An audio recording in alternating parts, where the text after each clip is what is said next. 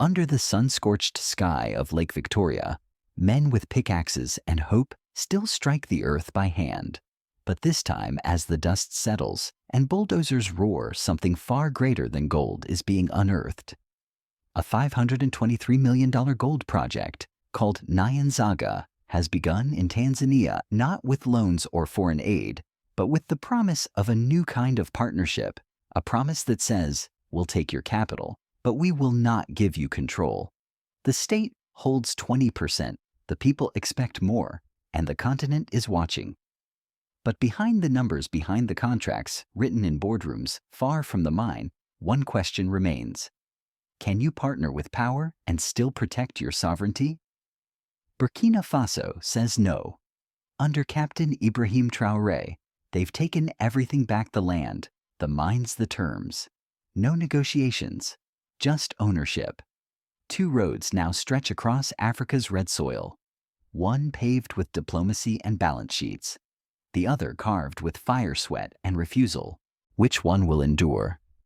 If you still believe that resources are not just revenue, but the raw material of justice, subscribe. Because what you're about to hear will never make the evening news. For nearly 2 decades, Tanzania's gold remained quiet. Not because it was gone, but because the world had turned its gaze elsewhere. South Africa took the headlines. Ghana took the investments. Sudan took the risk. But beneath the southern rim of Lake Victoria, the hills still whispered of wealth. And in 2025, that whisper roared. Nyanzaga, a mine untouched for 17 years, is now center stage. Funded entirely by Perseus Mining of Australia, this $523 million undertaking carries no IMF strings, no World Bank caveats, no Western military escorts. Just a deal: 80% investor control, 20% government equity. It sounds like progress. It reads like a middle ground. But in Africa, we've learned to read contracts like their battlefields, because 20% can be a seat at the table or a seat at the children's table. This isn't just a business story. It's a story about who gets to define the future. The future of Tanzanian engineers trained to replace foreign managers. The future of gold that no longer leaves the port in raw dust, but returns as refined capital. The future of contracts written with enforceable clauses that say, you build roads, clinics, housing, or you don't dig. On paper, it's a model of modern resource governance, not a revolution, but a redesign. But no matter how modern the language, the question remains ancient. Can the tools of empire be used to dismantle empire? Tanzania thinks it can write a different story, one of structured inclusion and shared prosperity. Burkina Faso, by contrast, says that's a story they've heard before, and the ending was always the same: poverty in the pit, profits offshore. And so in 2025, 2 strategies now face each other. Burkina Faso, total nationalization, 0 concessions. A people's budget built on gold they own outright. Tanzania, legal equity, corporate partnership, a strategy of influence from within. Both reject the colonial script. Both want the value chain to stay in Africa. But only one believes the empire can be negotiated with. And in that difference lies the storm. The ink on the Nyanzaga deal had barely dried when the headlines began to hail it as a model, a win-win partnership. Tanzania, long sidelined in Africa's mining boom, had struck a balanced agreement. The government gets 20%, the investor gets the rest, and for the first time in nearly 2 decades, gold would flow not just from the ground, but they said into Tanzanian hands. But who gets to hold the scale? Because beneath every profit margin lies a power structure, and this one, like so many before, it is tilted from the start. Perseus Mining controls the flow of operations. They control the pace of extraction. They control the technology, the exports, the contacts with global refiners. The state it watches, audits, occasionally vetoes, but rarely commands. Yes, the contract includes power lines, roads, community housing, even a national development fund. But those are conditions, not guarantees. And history has taught Africa a brutal truth. Contracts are only as strong as the next crisis. Ask Zambia. Ask the Democratic Republic of Congo. Ask South Sudan. Tanzania's 20% is progress on paper, but it is not sovereignty. It is proximity to decision-making, not control over it. And when the next gold rush begins, when prices spike and markets tighten, who will decide how fast to dig, how much to refine, how little to share? In Burkina Faso, the answer would be simple: the people. In Tanzania, it's more complicated, because while the government is a shareholder, it is not the majority. While it has a seat at the table itself was shipped in from overseas. This isn't cynicism. It's pattern recognition. The bulldozers are real. The jobs are real. But so is the risk of being left with paved roads, to nowhere clinics with no medicine, and a national fund too small to matter, because the dividends were optimized, not equalized. So ask yourself, when a multinational mining firm promises shared value, who writes the definition of shared? In 2025, the Ministry of Minerals promised a skills transfer program every foreign engineer would train a local counterpart. But who monitors that? Who ensures Tanzanian workers aren't simply helpers on a project they'll never lead? In 2028, when Nyanzaga hits peak production, 246,000 ounces of gold per year, the exports will be tracked. But what about the contracts for refining? Will that gold be processed in Tanzania as promised? Or will quiet amendments send it out once again as dust and tailings? Burkina Faso doesn't ask these questions anymore. They've already answered them. They've chosen a harder path. Nationalize the mines, own the output risk, slower growth, but claim every ounce for the republic. And yes, it has come with challenges, but it has also come with clarity. In Ouagadougou, when the gold leaves the ground, it funds schools built by Burkinabe hands. In Tanzania, when the gold leaves the ground, it enters a global market governed by shareholders, not citizens. And here lies the deepest betrayal of all. Not in the numbers, not in the infrastructure, not even in the percentages. But in the story, we are told that a seat at the table is enough, that a contract is liberation, that foreign capital is neutral. That is the myth. That is the illusion. And it is what Ibrahim Traoré warned of, that if Africa does not fully own its soil, someone else will own its future. So yes, Tanzania's deal is cleaner, more modern, more structured. But structure without power is theater. And gold, no matter how you mine, it will always reveal more than minerals. It reveals who governs. It reveals who is believed. It reveals who, when the dust settles, gets to call it progress. And so, the people of Africa must now ask, will Nyanzaga become a bridge or a bait? Because a 20% stake can lift a village, or it can buy just enough silence to keep the mine running while the real decisions are made behind glass doors and in time zones far from Lake Victoria. Burkina Faso calls this arrangement unacceptable. Tanzania calls it strategic. The rest of Africa must now decide which one it will call home. By mid-2025, the bulldozers had arrived. So did the headlines. So did the dignitaries. Cameras panned across smiling ministers, foreign executives shaking hands, and communities promised a better tomorrow. But away from the microphones, another story unfolded, one that doesn't make the press kits or the promotional videos, because this mine wasn't built on empty land. It was built above homes, real homes, where people fish, grow maize, raise children, and for them, the gold is not a symbol of development. It's a sentence. The relocation plans, signed with corporate consultants and legal polish, promised new housing, clean water, schools, health centers. But as the foundations were laid, whispers grew louder. We haven't seen the maps. We don't know where they'll move us. We were told to leave, not to choose. It's a familiar story, one the Congolese know, one Nigerians in the Niger Delta know, one Ghanaians in Tarkwa know. The truth is, even the best written contracts cannot guarantee justice if the people affected never got to help write them. And yet the government calls this progress. The investors call it inclusive. But to those on the ground, it feels like a sale they were never invited to. Because when resettlement becomes a legal checkbox instead of a human process, it stops being about dignity.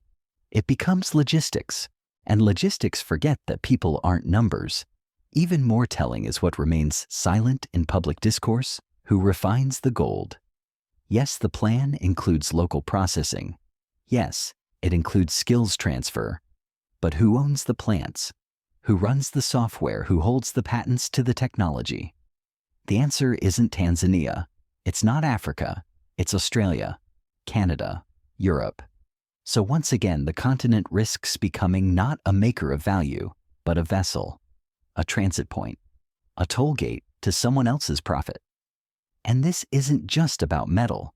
It's about memory. Because Africa remembers. We remember the promises of copper in Zambia, the platinum of Zimbabwe, the oil in Angola. We remember when multinational contracts claimed to lift the people, but lifted only the balance sheets. We remember when environmental regulations looked strong on paper, but never enforced. When tailings ponds overflowed into rivers. When children were born with diseases no one could name. Will Nyanzaga be different? Maybe. But hope is not a strategy. And contracts, as Burkina Faso has shown, are not shields. Captain Ibrahim Traoré understood this. That's why his government didn't just renegotiate. They ripped the agreements out by the roots. They nationalized the mines. They restructured the ministries. They arrested corrupt intermediaries. And yes, it cost them. But it also gave them something back: agency. In Tanzania, the state holds 20%. But 20% is not control. It's a concession. One written in the language of compromise, not liberation. And what makes that dangerous is not the percentage. It's the precedent. Because across Africa, countries are watching. In Uganda, investors are asking for Tanzanian-style terms. In Mozambique, advisors point to Nyanzaga as a blueprint. But what they don't point to is the uncertainty. Will the revenue actually reach the villages? Will clinics be built before the mine closes? Will the jobs promised go to locals? Or will another round of foreign supervisors hold the keys? This is the truth behind the glossy partnership. No contract can ensure justice when the system around it rewards extraction over equity. And until African nations hold not just a seat at the table, but the table itself, we will keep trading land for promises. So yes, Tanzania has done better than many. But better is not the goal. Just is the goal. Sovereign is the goal. And no model can be called a victory if it leaves the people watching machines tear into the earth while their children still drink from rusted wells. At the heart of all this lies a simple question. Who decides what gold is for? In Ouagadougou, the answer is the people. In Mwanza, the answer is the contract. But history has a verdict for those who confuse participation with power. Tanzania may yet prove that a hybrid model can work, that you can engage global capital without surrendering national dignity. But if it fails, it will not fail quietly. It will be a signal to every watching nation that 20% is just a number, and sovereignty is not negotiable. In Magu district, where fishermen once cast their nets and farmers tilled dusty fields, the future now hums with the rhythm of construction. Power lines snake through the hills. New roads slice through once forgotten valleys. Training centers buzz with the unfamiliar sound of coding classes and welding drills. There is movement. There is change. But the question pressing through it all is this: for whom the Nyanzaga project, if the plans hold, will create thousands of jobs: welders, truck drivers, electricians, technicians. For a region where youth unemployment breeds desperation, it is not a small promise. Yet beneath the headlines and hiring drives lies a quieter tension. Not everyone is being lifted. Visit the marketplaces around Mwanza and listen closely.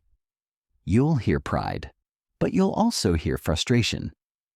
They said we'd be first in line. One young man tells us, but I'm still waiting.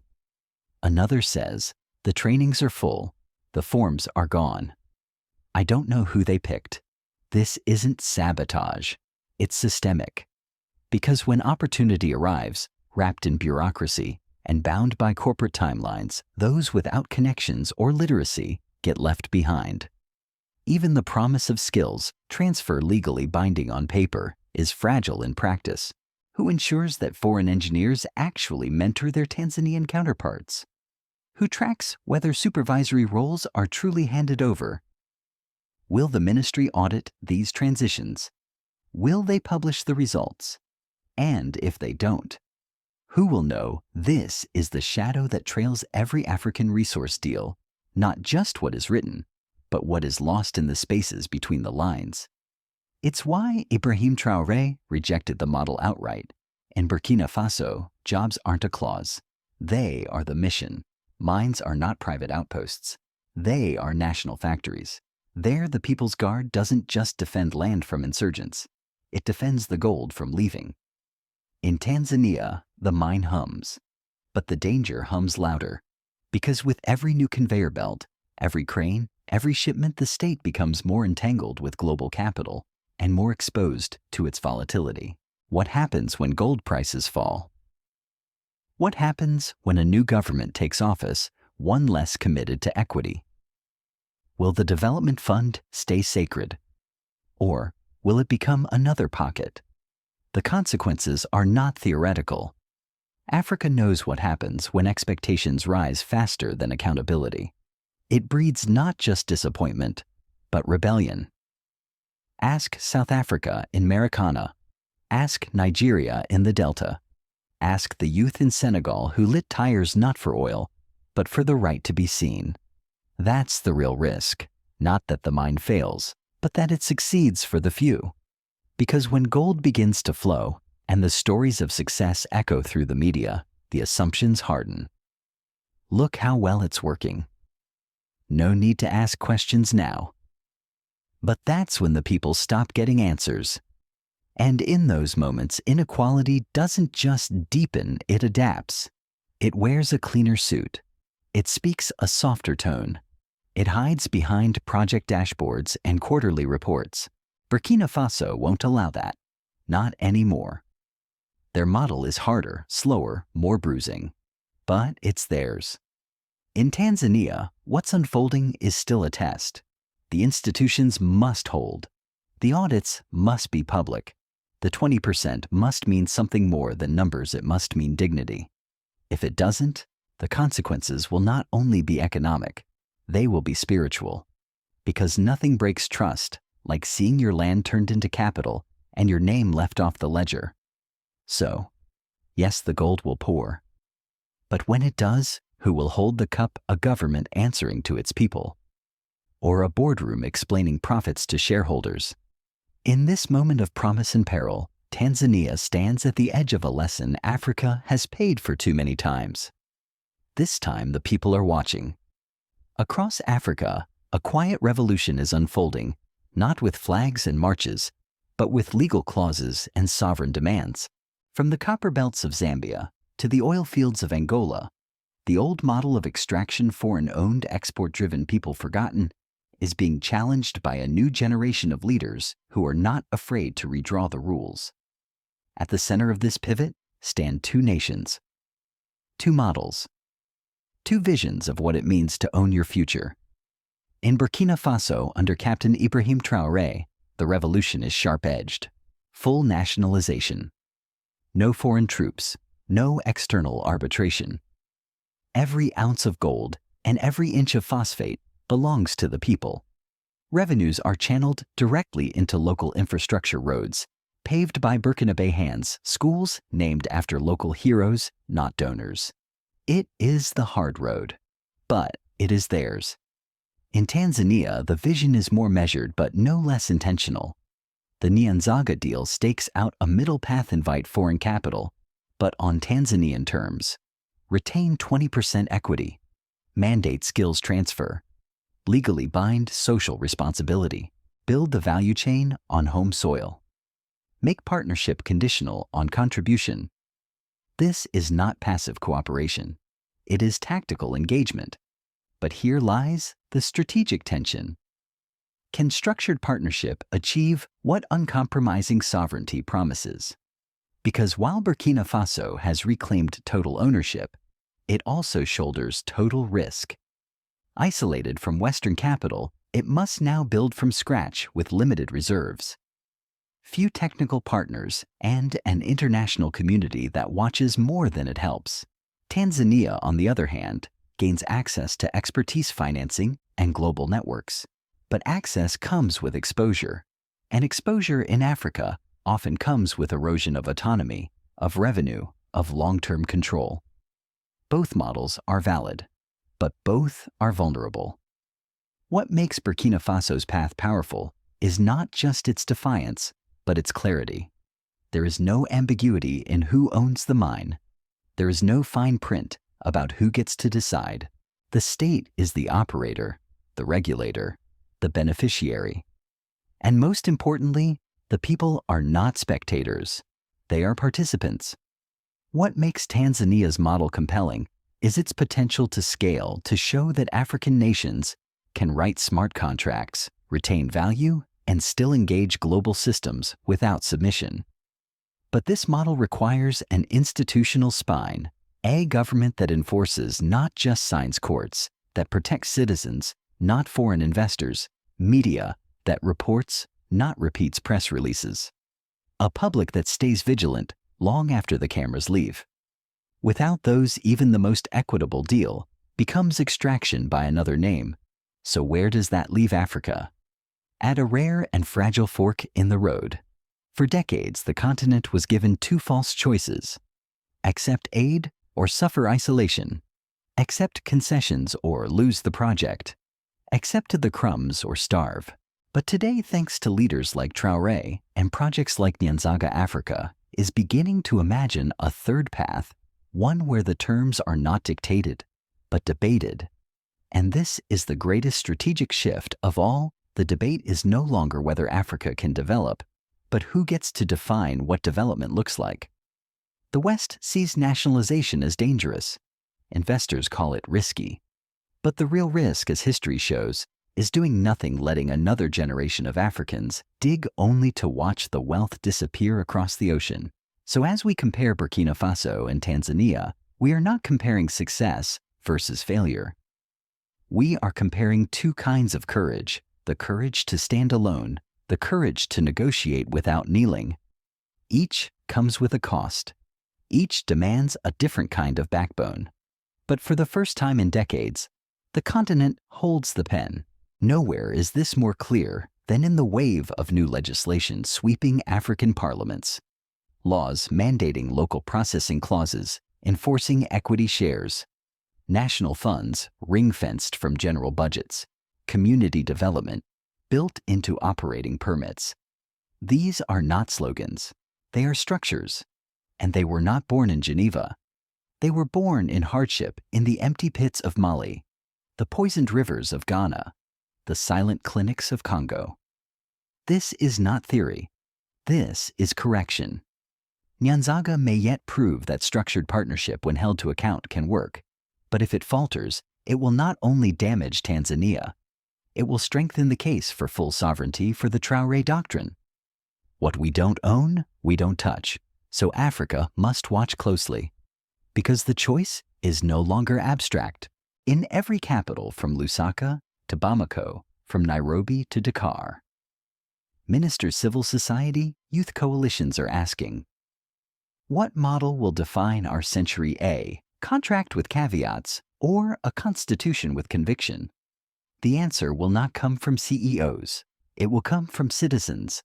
They say Africa is rising, but we know rising is not the same as awakening. For decades, the world came to our shores with contracts in one hand and extraction in the other, leaving behind broken ground, broken promises, and broken faith. Now two paths lie before us. One shaped by Burkina Faso, bold, defiant, unyielding. A path that says if sovereignty costs everything, we will still pay it. The other shaped by Tanzania, thoughtful, strategic, cautious. A path that says We will engage, but we will not surrender. Neither is perfect, but both are attempts to answer the same sacred question. Can Africa finally be the author of its own wealth?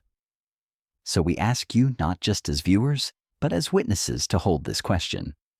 Whether you sit in a classroom in Kigali or a union hall in Detroit, whether you marched in Soweto or in Selma, ask yourself, when the next ounce is lifted from our soil, will it build clinics or just markets? Will it fund roads or just returns? Will it uplift the people who live above it or the ones who have never set foot here? The world will measure Africa by its minerals, but we will measure ourselves by what we do with them. If you ever believed in justice, not just for one nation, but for all nations, then this is the time to remember why. Because gold will shine either way. The question is whether it will ever reflect us.